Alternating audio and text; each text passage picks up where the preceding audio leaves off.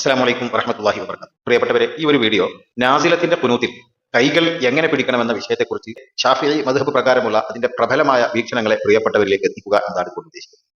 നാസിലത്തിന്റെ കുനൂത്തിൽ ഉള്ളം കൈകൾ മേൽപോട്ട് ഉയർത്തി പിടിക്കണോ, അതോ കൈയിന്റെ പുറംഭാഗങ്ങൾ മേൽപോട്ട് ഉയർത്തി പിടിക്കണോ, അതോ നാസിലത്തിന്റെ കുനൂത്തിൽ അള്ളാഹുവിൽ നിന്ന് കാര്യങ്ങൾ സാധിപ്പിച്ചെടുക്കുന്ന തഹ്സീല് തേട്ടത്തിന്റെ ഉള്ളടക്കം വരുന്ന ഭാഗങ്ങളിൽ കൈയിന്റെ ഉള്ളൻ ഭാഗം മേൽപോട്ട് പിടിക്കുകയും, അതല്ല ബലാ നീങ്ങിപ്പോവാനുള്ള അർത്ഥത്തെ കുറിക്കുന്ന ഭാഗങ്ങൾ വരുന്ന സ്ഥലത്ത് കൈയിന്റെ പുറം ഭാഗങ്ങൾ മേൽപോട്ട് ഉയർത്തി പിടിക്കണോ എന്ന വിഷയത്തിലാണ് ഇവിടെ അഭിപ്രായങ്ങൾ നിലകൊള്ളുന്നത്. ഒരു കാര്യം കൂടി പറയാം, എന്തിനാണ് നാസിലത്തിന്റെ കുനൂത്തിൽ തഹ്സീലിന്റെ വാചകങ്ങൾ വരുമ്പോഴും കൈ മുകളിലേക്ക് പുറംഭാഗം ഉയർത്തുന്നത്?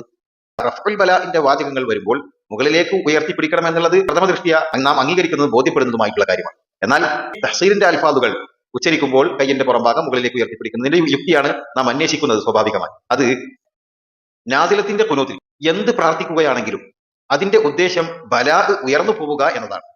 അതുകൊണ്ടാണ് കുനൂത്തിന്റെ ആദ്യം മുതൽ അവസാനം വരെ നമ്മൾ നാസിലത്തിന്റെ കുനൂത്താണ് എങ്കിൽ നാം തുടക്കം മുതൽ ഒടുക്കം വരെ കൈയിന്റെ പുറം ഭാഗം മുകളിലേക്ക് ഉയർത്തിപ്പിടിക്കണമെന്ന് പറഞ്ഞതിന്റെ ഉദ്ദേശം എന്ന് ഇബാറത്തിൽ നിന്ന് നമുക്ക് വ്യക്തമാകും. ബിഗയുടെ ഇബാറത്തിലേക്ക് പോകാം. സ്ക്രീനിൽ താഴെ നമുക്ക് കാണാം, വൽ മഫ്ഹൂമു മിൻ ളാഹിരി കലാം ഇബ്നു ഹജർ.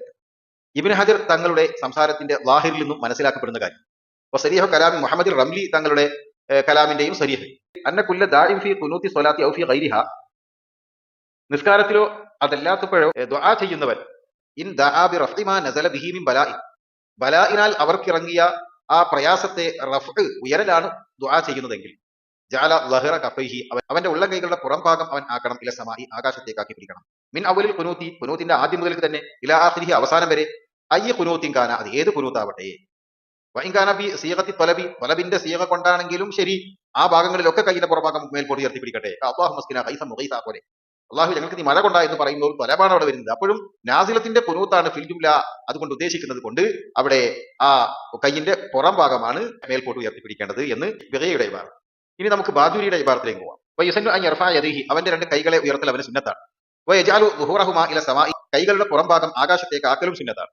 വലൗ ഇൻദ അൽഫാദി തഹ്സീലി, തഹ്സീലിന്റെ കാര്യങ്ങൾ നേടിയെടുക്കുന്ന ലഫ്ലുകൾ ഉച്ചരിക്കുന്ന ഘട്ടത്തിലാണെങ്കിലും ശരി, കാര്യങ്ങൾ നേടിയെടുക്കുന്ന ലഫ്ലുകൾ ഉച്ചരിക്കുന്ന ഘട്ടത്തിലാണെങ്കിലും അവന്റെ കൈകളുടെ പുറംഭാഗം ആകാശത്തേക്ക് ഉയർത്തിപ്പിടിക്കണം. അലൽ മുഅ്തമദി, പ്രബലമായ അഭിപ്രായം അതാണ്.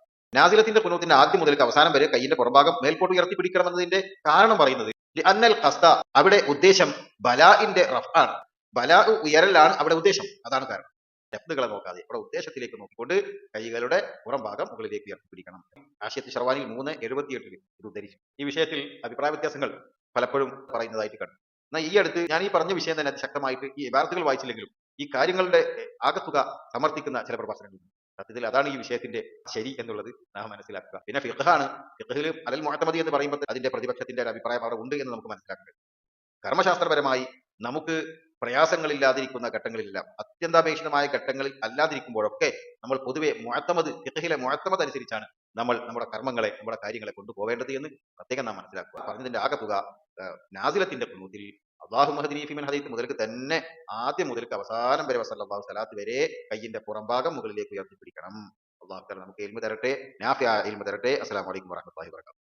നാസിലത്തിന്റെ കുനൂത്തിൽ കൈപിടിക്കേണ്ടത് കുറെ ആളുകളൊക്കെ അല്ലാഹുമ്മ ഹ്ദിനാ ഫീമൻ ഹദൈത് വആഫിനാ ഫീമൻ ആഫൈത് വതവല്ലനാ ഫീമൻ തവല്ലൈത്, ഇതൊക്കെ കഴിഞ്ഞ് പിന്നെ അല്ലാഹുമ്മ സല്ലിംനാ വഅഗ്ലനാ വബിലാദനാ മിൻ കുല്ലി മറദിൻ വഫിത്നത്തിൻ വആഫ എന്നൊക്കെ ഈ ദുആയിലേക്ക് വരുമ്പോൾ അങ്ങനെ കൈ കമഴ്ത്തുകയാണ്. എന്താണ് ശരിക്കും വേണ്ടത്? കൃത്യമായിട്ട് ആ വിഷയത്തിൽ എന്താണ് ചെയ്യേണ്ടത്? നാസിലത്തിന്റെ കുനൂത്തിൽ ആദ്യം മുതൽ അവസാനം വരെ കൈ കമഴ്ത്തിയാണ് പിടിക്കേണ്ടത്. അങ്ങനെയാണ് വേണ്ടത്.